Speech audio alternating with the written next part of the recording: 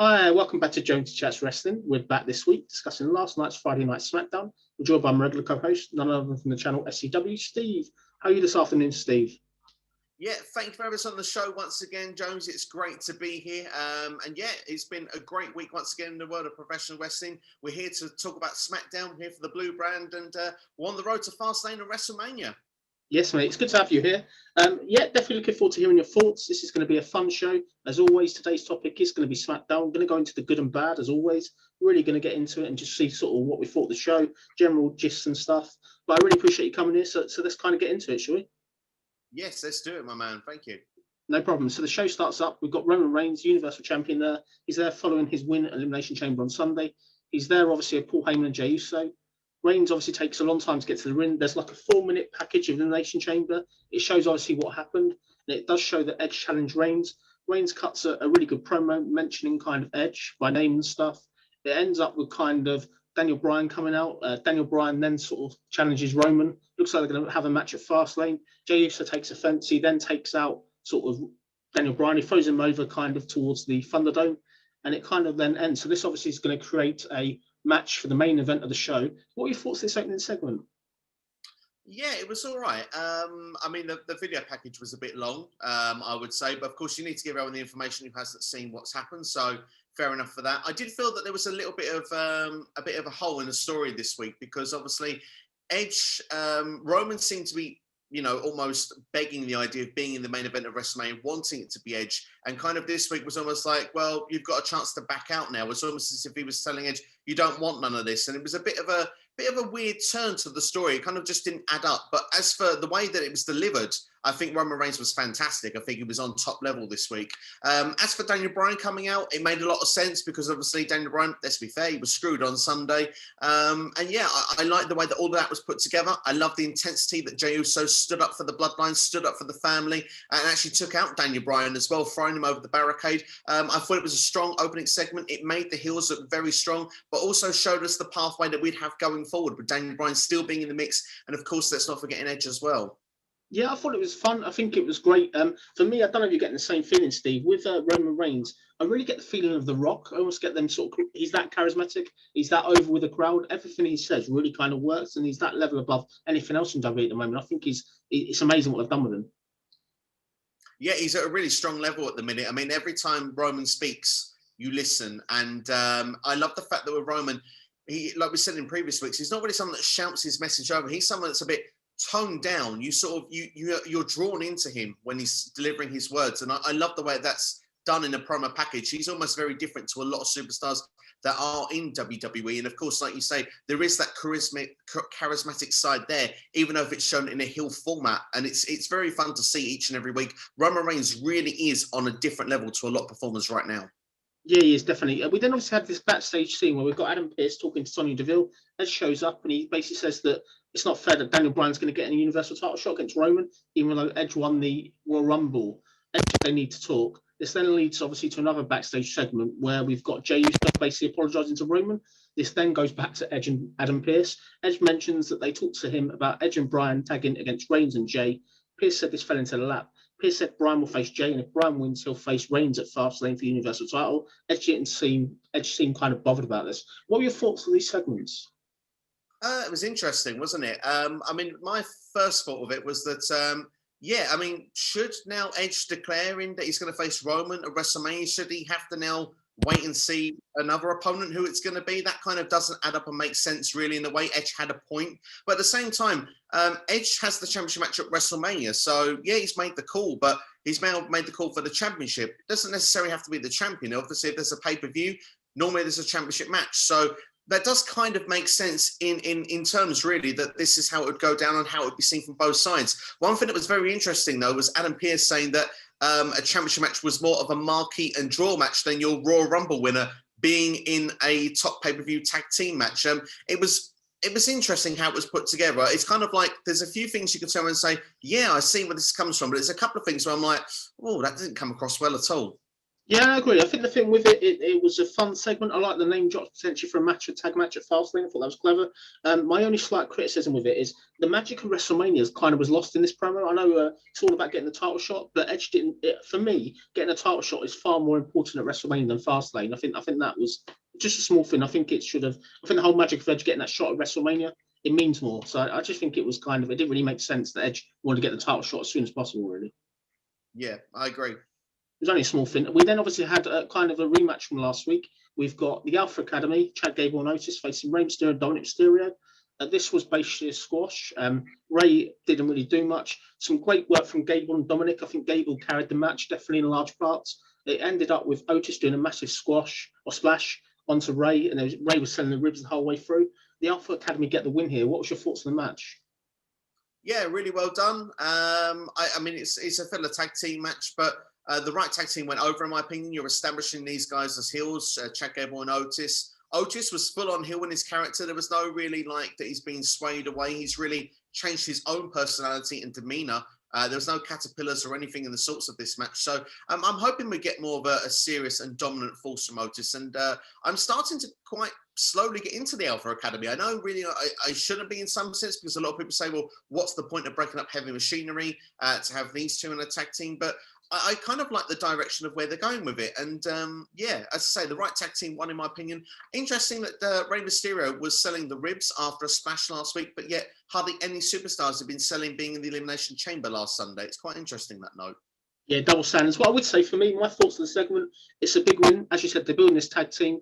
The Otis heel turn, it's definitely here. It's definitely in progress. I think they've done a great job this week of further highlighting how callous is going to be. My only problem with this really is they haven't really done enough before this week to make Otis heel turn actually happen. They haven't really explained why he's doing it other than taking orders from Chad Gable. But this can go well for me. I'm really getting the vibes of Earthquake, like when he kind of was a bad guy, really, back in the early 90s. I really get that vibe with Otis. I really got the potential to see him be a really devastating kind of heel. It's interesting enough they lost the Big Show this week. Is Otis that replacement, maybe? I like the comparison to Earthquake. I think that's really good. It's a lovely late 80s throwback there. And yeah, I can see it. I'm interested to see why. Like you said, I think it's a great point saying, why has he turned heel? Hopefully we'll get an idea of that over the next coming weeks. But it feels that SmackDown slowly are trying to establish some form of tag team division, especially now Cesaro and Shinsuke Nakamura have broken up as well. They've gone to, you know, not as a broken up team, but more gone to individual goals. It's interesting they filled the gap, bringing in Chad Gable and Otis as a team, as a heel tag team going forward. Rey and Dominic are starting to actually be more frequently tag team partners as well. We are building 4 or 5 tag teams on SmackDown. It's good to see. Definitely. I've got one last point. What do you make of them protecting Dominic Mysterio here and Rey getting pinned? It was strange, wasn't it? Yeah, I mean, the thing is, there was a story before of Dominic Mysterio trying to find himself, and I suppose maybe he could find himself in that tag team with Rey. Rey, in one way, was the right one to perhaps take the fall here, because he was the one that took the splash last week. He was, you know, selling the ribs. So in some ways, that made total sense. But Rey, at the other point, when you look at it, it's, you know, he's the experienced one. And like I say, with the fact that Dominic's trying to find himself, they've kind of flipped the script, if you want. They've kind of got 2 different directions with this, it feels, all of a sudden. So I'm interested to see where that storyline is going to go as well. Would it ultimately lead to them going and getting some momentum eventually, finding themselves as a tag team, you know, son learning off a father and then winning the belts at WrestleMania? I'm not so sure. But it's certainly, there's more questions than answers, but certainly there's interest. I think that's the best way to leave it. Yeah, 100%. I'm going now probably on to the best moment of the show for me. We had Apollo Crews in his new gear. He's wearing some tights. He's there, obviously, with the Nigerian flag. He says he's from Nigeria. He says he's a real African-American. He really gave a strong kind of promo. He said Biggie found out firsthand last week. And he said, he goes, this will show Biggie that he never disrespects him again. He says Nakamura can think the same thing. What were your thoughts of this promo? I loved it. You said it's possibly the best part of the show for me.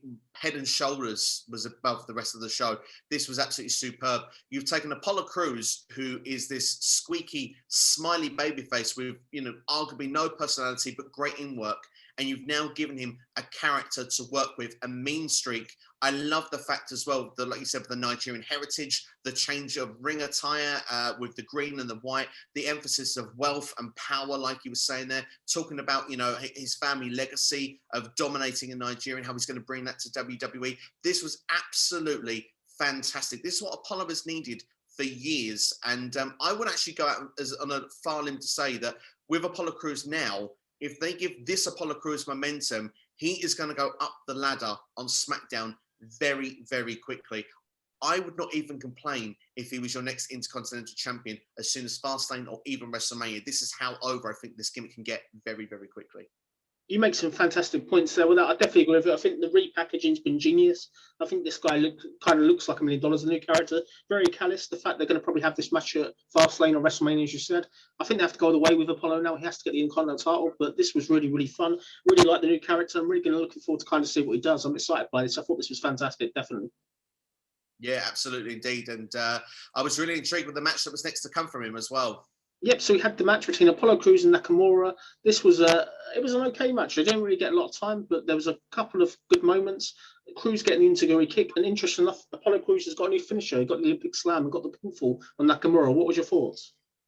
Love it. What a lovely new addition as a finishing move, because we have seen the likes of Roderick Strong use it in NXT, but I'm not sure of anyone using it on the main roster as a finisher, maybe odd frequently as an odd move here and there. Now it's Apollo Crews' finishing move, and it suits him so well. It suits him so well. We've got little tweaks here of Apollo Crews this week of new layers of character, in-ring work, style, aggression. I love the fact before the match even started, he wanted to go straight back for the steel steps. This is a brand new Apollo. Like I said, the sky is the limit for this guy. And it was the right decision for him to pick up the pinfall here in this victory. And I will say as well, kudos to WWE on 50-50 booking, because actually, usually I will criticize the hell out of it. But in the sense they've done it here, it made perfect logical sense. Because if you look at Shinsuke Nakamura, start of this year, going through the gauntlet, almost becoming the champion, getting the championship match at the Royal Rumble. You go further on and you say then that he's carried on that momentum. He beat Apollo Crews last week, which led to that heel turn.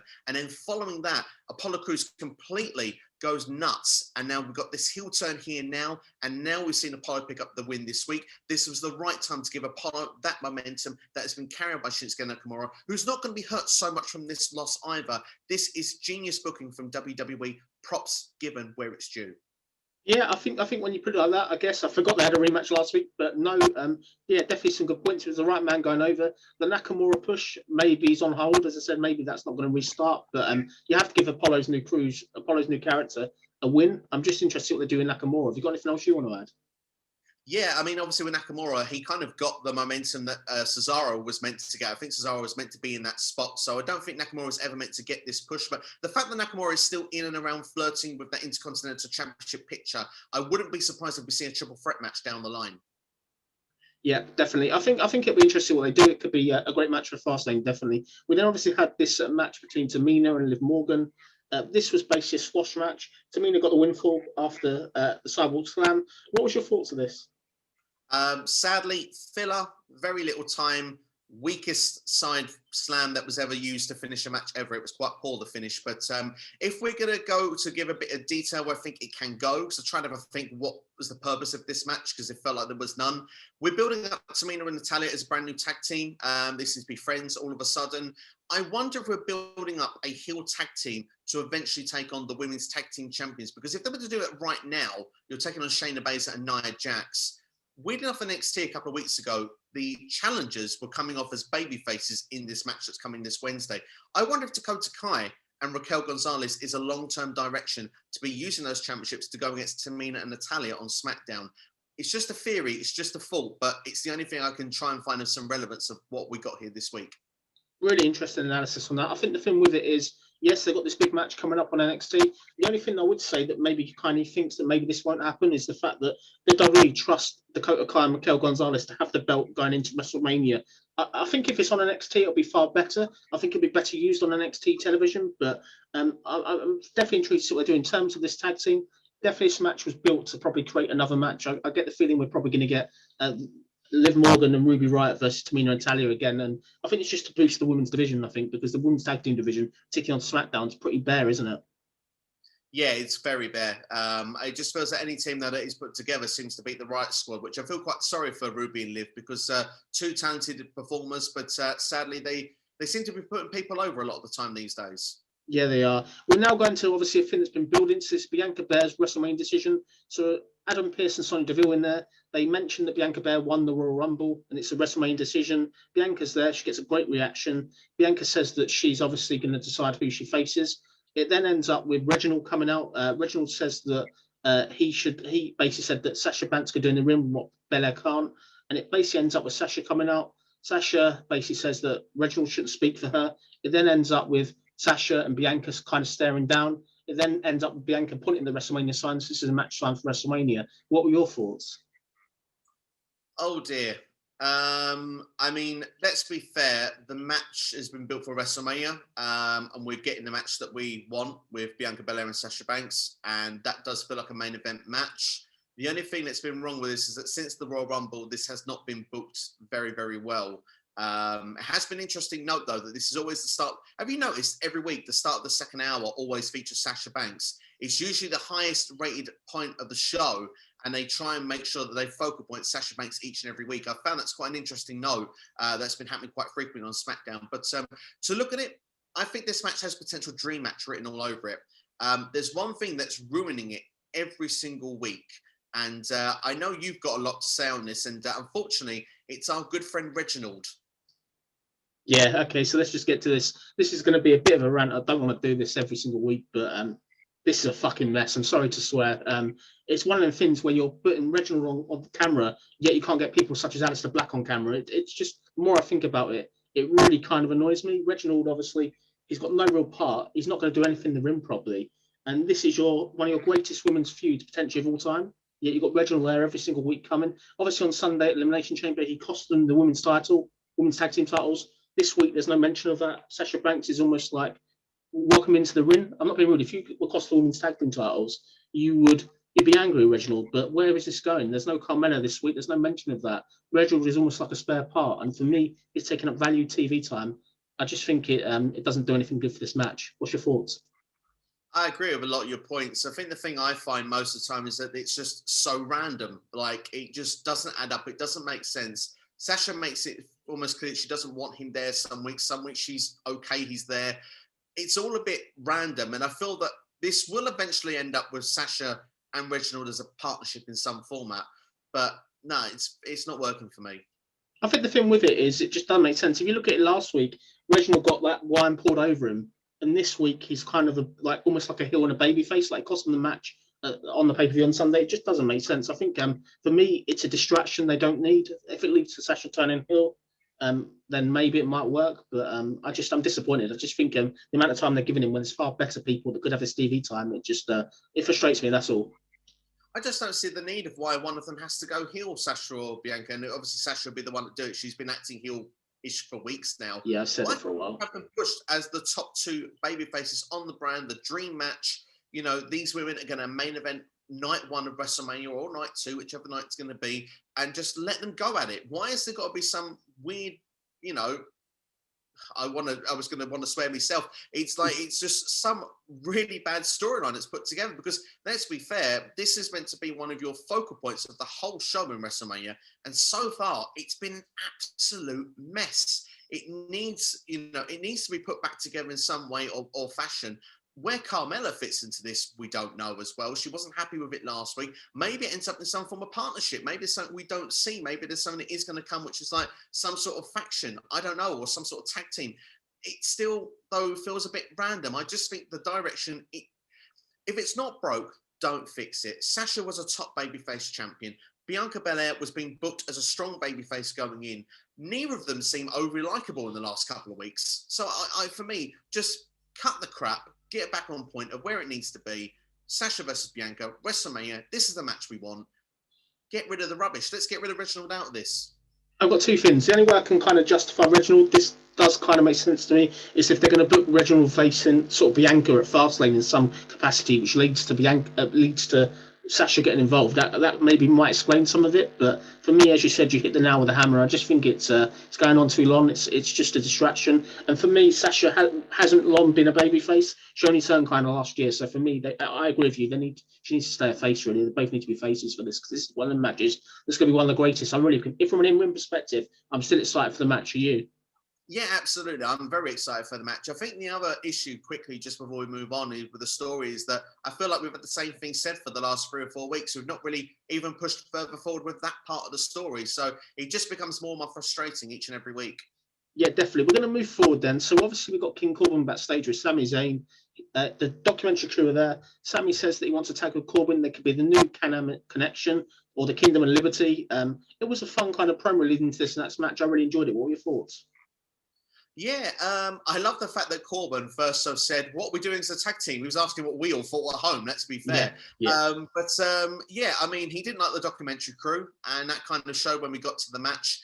Very random thrown together tag team. For me, it doesn't work long term. I don't want to see too much of it. But the Street Profits needed momentum. They needed a victory. I love the fact that Corbin kind of turned towards the end of the match on the camera crew, and it led to Sami Zayn being distracted. We got that dive over the top of him from Montez Ford. I thought that was a nice little spot. And then we obviously the Street Profits picking up the victory. Love the way that Ford kind of adapted his finisher as well. It was like a springboard 5-star frog splash from the top rope. But I thought it was really good the way that was done. The right tag team have gone over. There was good question marks from commentary why they haven't already got their championship rematch, because WWE doesn't do them anymore, but they do when they feel like it. Street Profits are a team that should be in around that picture. They will eventually get back in that picture, and this was the first path up the ladder to get them back to grabbing that brass ring, once again.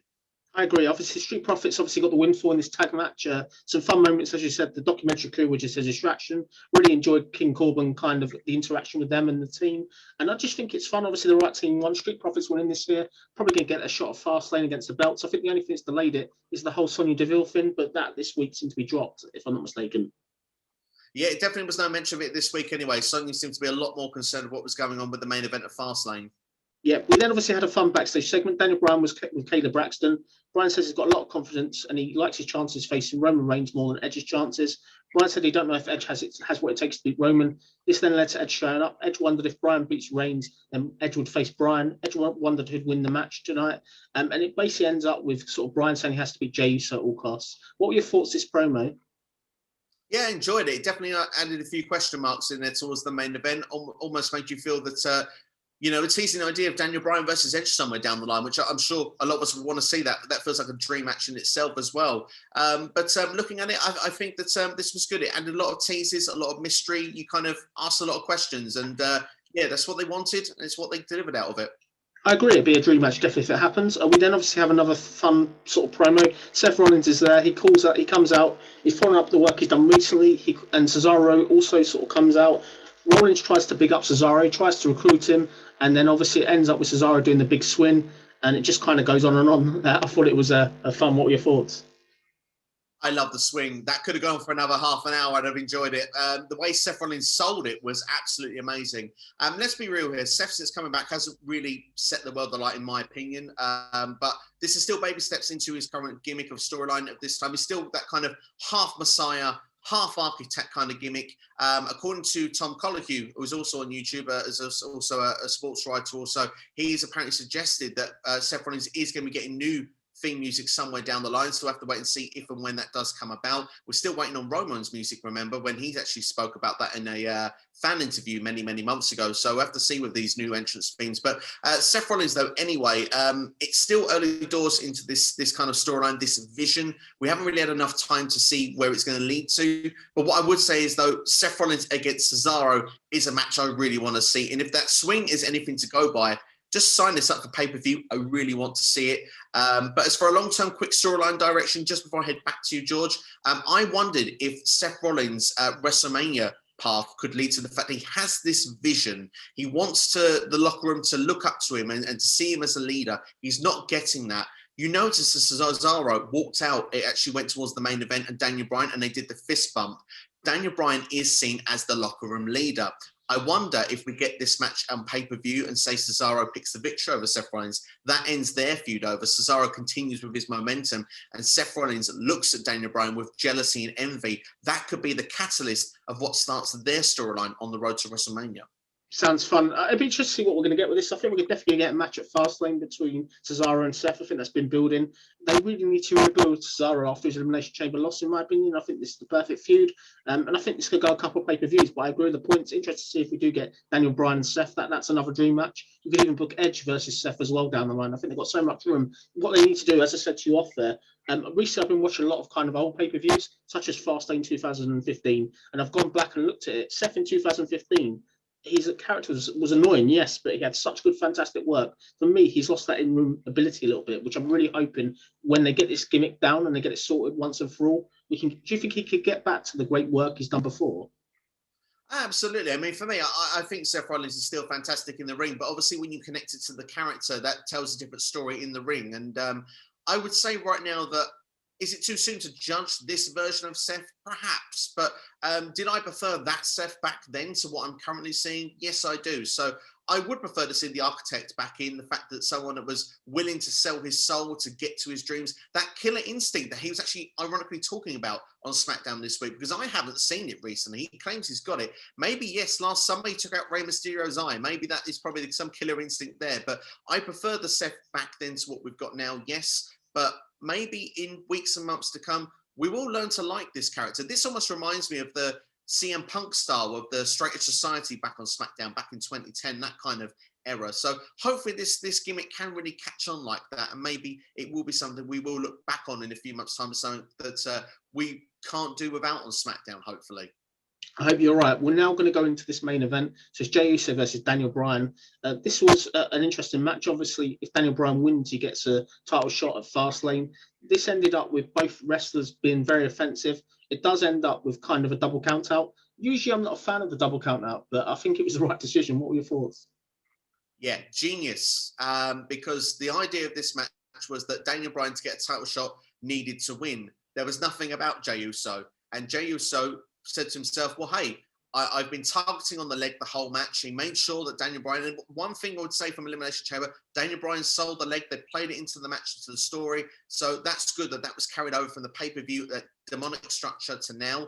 And I like the way that the match was put together. And Jey Uso said to himself, look, I can't beat Daniel Bryan. I don't seem to be able to get the job done here. But I tell you what will make my tribal chief happy, my head of the table, is if I make sure he hasn't got to defend that championship at the pay-per-view.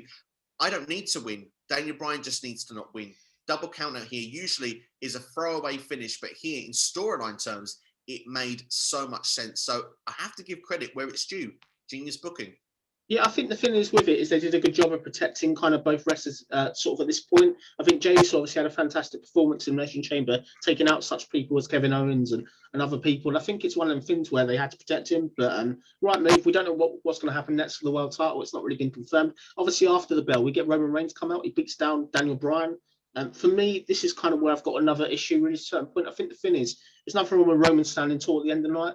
But where was Kevin Owens this week? Where was Edge? There was no real baby face to sort of even out. And the show ended pretty much how it started, with Daniel Bryan getting like destroyed. Do you think it's a really silly move of building up a contender for Roman that's just getting like beaten down already? I just think it doesn't work. Yeah, I mean, there is two ways to look at it. I mean, obviously, Kevin Owens, very quickly, just to touch on, you're spot on, because Kevin Owens wasn't on this show at all this week. And the thing is like, there was no mention. Like, he got brutally beaten down in the Elimination Chamber. He's probably selling the injuries, but commentary could say something about it. It takes, what, one or two sentences? You hear it through the night, you go, oh, yeah, Kevin Owens isn't here because he was brutally taken out by Jey Uso at the Elimination Chamber. It's main event Jey, it's main event Uso. Let's put some stock on that name. Let's put the Jey Uso, make it mean something. Do you know what I mean? He took Kevin Owens out. We heard nothing this week. So I totally agree that there was a lack of Kevin Owens. Where was he? Because we got told nothing. As for Edge perhaps should have come and saved Daniel Bryan, because I'm assuming this tag team match at Fastlane as the main event is on. So if that is the main event direction for Fastlane, well, surely Edge's tag team partner, or Edge will want his tag team partner to be good to go. I do wonder, with the beatdown, if this is leading still to Daniel Bryan versus Roman Reigns in a championship match on SmackDown before Fastlane. That way, we haven't got to be so close to the pay-per-view knowing what that WrestleMania match is going to be, because I suppose Daniel Bryan does deserve to have a real proper opportunity at the Universal Championship. But at the same time, if you leave it to Fastlane, it's then a couple of weeks before WrestleMania. You can't really build the match properly. So they need to do that match sooner than later if they're going to do it. But there is also that other way that we could look at this, is that if Daniel Bryan was, say, taken out for the pay-per-view, and I don't see this happening, but that would be a good way for Edge to bring another partner in. And that would be a great way to bring Christian into the storyline. Give that guy a job. Come on, you should be hired by WWE. I think it's, I agree with you. I think the Edge Christian dynamic is far more fun than Daniel Bryan Edge against Roman and Jay. For me, I think the problem they've got with this is Daniel Bryan, despite winning the Elimination Chamber, he's not been built up well enough. I think he obviously jobbed Cesaro earlier in the year, week after week, and that's not been forgotten by me. I think the thing with it is we're at the point now, no matter who they put in front of Roman, unfortunately, until WrestleMania, there's nobody really they can put there that really is going to have any sort of jeopardy of taking that belt from him.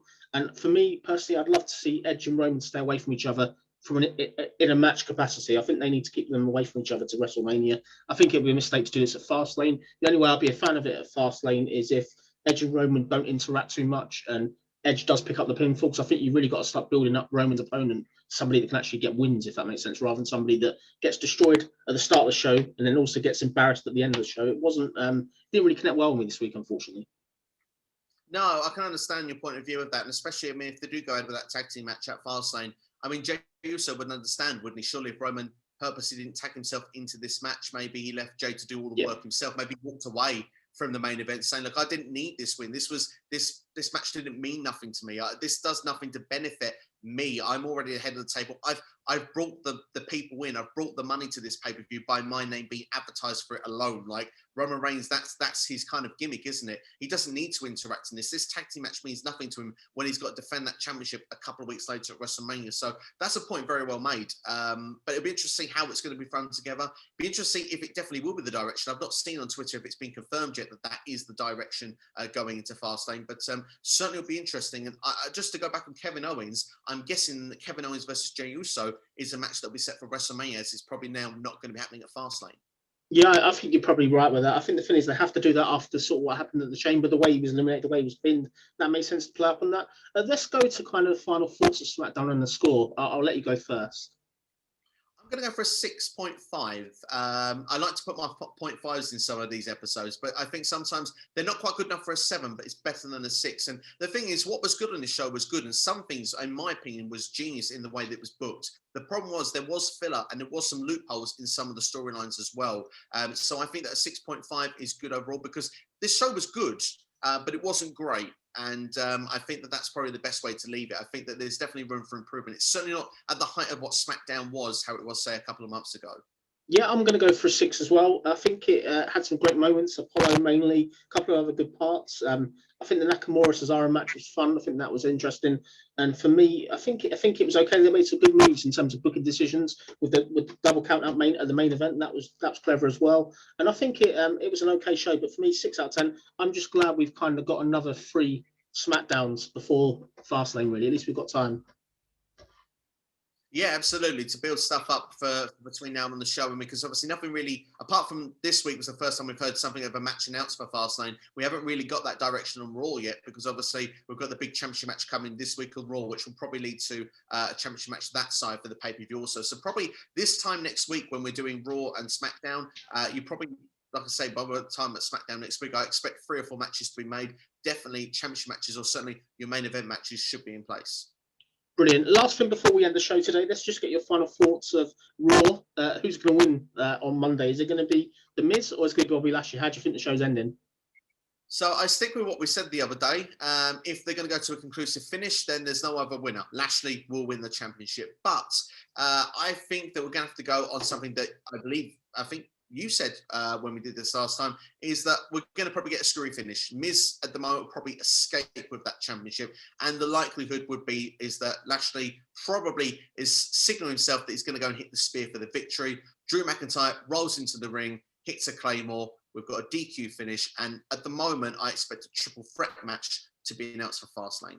Yeah, I think you're sensible. I think, as I said, I think the Miz, he would probably be the champion to Fastlane, but one thing's for sure, I'm going for Lashley and Drew at WrestleMania still. I'm putting that out there. That's the obvious match for me. And I think anything else would be an injustice, really. Have you got anything else you want before we end the show today? The only thing I would like to just quickly mention is, as we mentioned that there about Lashley and Drew, I certainly can see that as a direction. I'd like that as a direction, personally. I think it would be good. But also, I can see the fact that we need to do Drew and Sheamus somewhere. If we could get the Lashley Brock Lesnar match for the WWE Championship, would you be in favour of that? Yeah, it would be a dream match for me. I think the only problem with it is the lack of time to build. This is a match that they should have been building for a while. I'd definitely be a fan of it, but it'd be much better if they had sort of 2 or 3 months to really build it up. Yeah, I can see that point of view. Definitely can see that point. Because I've seen a couple of videos recently. It seems to be a bit of an interesting reaction to Drew McIntyre on Twitter as of late. And it feels like people are turning on him a little bit. And I personally, for me, I'm going to say this. WWE could create new stars. But I think as much as WWE's job is to build and make new stars, it's our job as well as fans to not, crap on these people at the same time. Drew has been a top guy for a lot of the year. But do you feel that Drew McIntyre, if he was to win the championship at WrestleMania and was to have another 3 to 6 month reign as champion, say till SummerSlam this year, do you believe that fans will turn on him? Yeah, probably. The thing with it is it works so much, but when it's forced down your throat and he's beating everybody every single kind of pay-per-view and stuff, and every week it gets a bit sickly. For me, I'm not a fan of it. I really think the man you need to be pushing more around is Bobby Lashley. For me, this guy, the work that he's done and how relevant he is and how excited I am about him, even though this Lashley versus Drew match that probably will happen is an Impact Wrestling match previously, I think it's got capability for me to be an epic match. And I think Lashley, for me, him winning the title can further elevate the Hurt Business. It can make Raw a lot more serious. I think the thing with Drew's fun, but it's very much like Hulk Hogan. He's the babyface that always comes back.